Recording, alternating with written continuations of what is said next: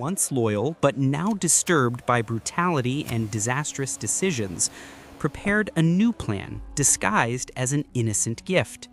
He placed a bomb inside a package meant to be carried on the Dictator's flight, its fuse activated with a chemical timer. But during the flight, the package lay in the freezing cargo hold, cold enough to freeze the detonator solid. The plane landed safely, and another perfect plan collapsed by chance. Later, a young officer volunteered for a suicide mission. He was chosen to present newly designed military uniforms, concealing a grenade under his clothing so he could end both his life and the Dictator's. But on the morning of the event, an airstrike destroyed the train wagon carrying the uniforms, forcing the presentation to be postponed. Before the plan could be attempted again, it was completely abandoned.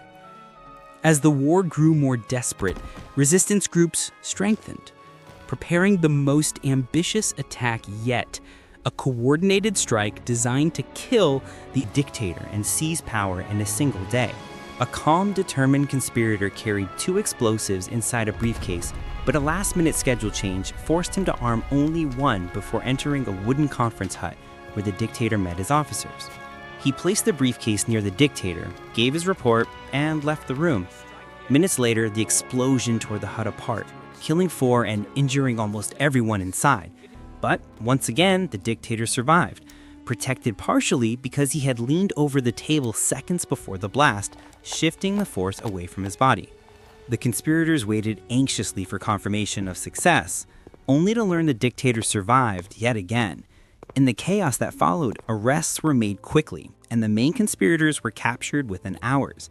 Nearly 40 attempts had been made, each one failing for reasons that blended bad timing, technical failure, sudden cancellations, human hesitation, and an unusually strong security system that surrounded the Dictator at all times. But above all, pure chance seemed to protect him repeatedly, even when death stood only inches away. Each failed attempt resulted in brutal punishment, and many conspirators were executed shortly after being caught, yet their courage left behind a legacy. Their story remains a reminder that even the most feared regimes face resistance from within, and the line between fate and history can be as thin as a missed second on a ticking clock. All right, so gather around close. This one's a bit spooky. It was last summer, just over that ridge. A group, just like us, you know? They heard it first, a sort of a scraping sound. Slow, real slow, from deep in the trees. And then the whispering started. Couldn't make out words, but just sibilant, like.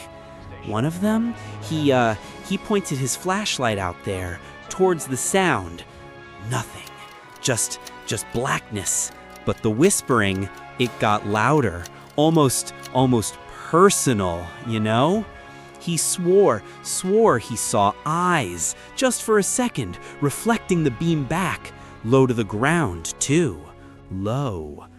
They packed up fast, real fast, didn't even douse the fire properly, just ran.